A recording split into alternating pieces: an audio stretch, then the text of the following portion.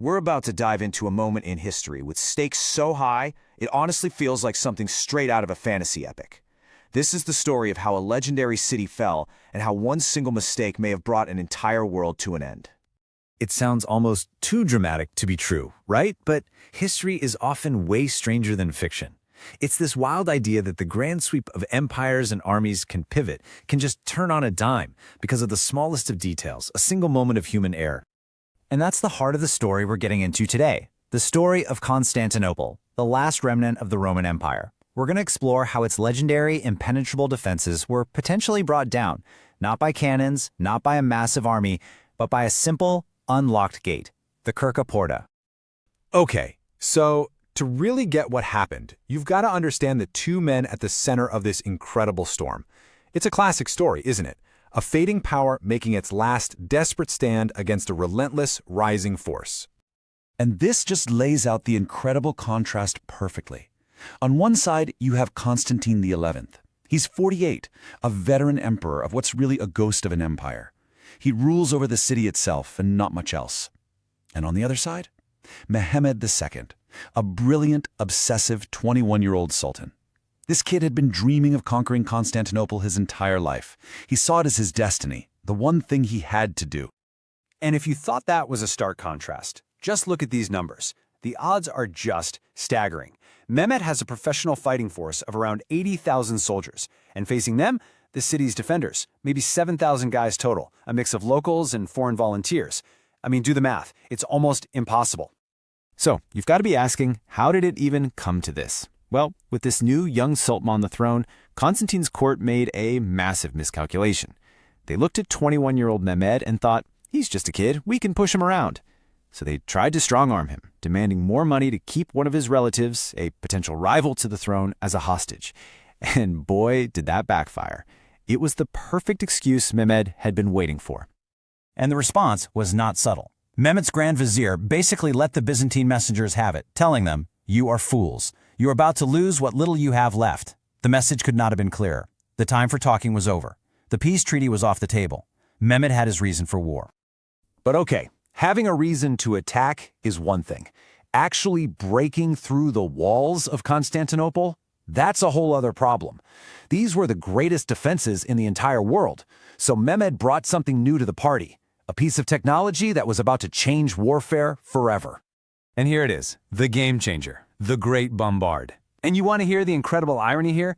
The engineer who designed it, a guy named Orban, he went to the Byzantines first. He offered to build it for them, but their empire was broke. They literally couldn't afford him. So Orban just walks over to Mehmed, who basically says, money's no object. Can you build a cannon that can tear down those walls? And Orban's answer was yes. I mean, just look at these stats. This thing wasn't a cannon. It was an absolute monster, 8 meters long, firing stone balls that weighed over half a ton. It took hundreds of oxen and a massive crew just to drag it into position. You got to remember, for 1,000 years, people thought the walls of Constantinople were impenetrable. Mehmed was about to find out if they were right. And so, on April 6, 1453, it began.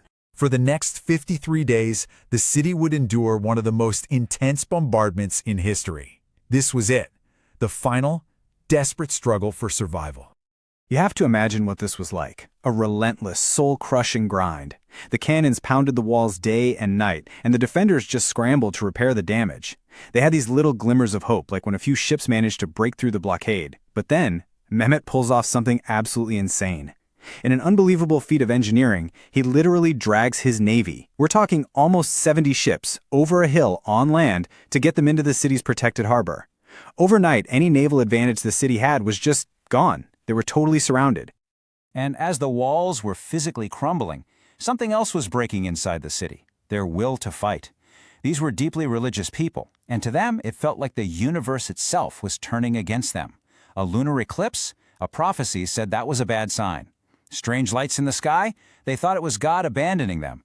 And then the final blow. The city's most sacred icon of the Virgin Mary, their protector, literally falls to the ground. For them, it really felt like the end was here. So we come to the final day, May 29th. Before the sun is even up, Mehmed throws everything he has at the walls, wave after wave of attackers, And for hours, the exhausted defenders actually hold them off. It's this heroic, almost superhuman effort. Against all odds, it looked like they might just pull it off. And then, in a matter of minutes, it all falls apart. First, their best commander, a guy named Justiniani, gets badly wounded and has to be carried away. That sparks a panic. And right in that moment of chaos, a few Ottoman soldiers spot something incredible. A tiny little side gate, the Kirka Porta, had been left unlocked. They rush through, get up on the wall, and raise the Ottoman flag. And seeing that flag inside their city, that's all it took. The defenders' spirit just shattered. The line broke, the city was lost. And the emperor, Constantine, realizing it was all over, he did something straight out of a legend. He reportedly tore off his royal purple robes, basically saying, "The city has fallen, but I'm still alive," and led his last few men in a final charge. He just disappeared into the fighting and was never seen again. A mythic end for the very last Roman emperor. So the city falls. But this wasn't just some local battle. The fall of Constantinople sent shockwaves across the entire globe. This changed everything. Let's just break down how huge this was. 1. The Roman Empire?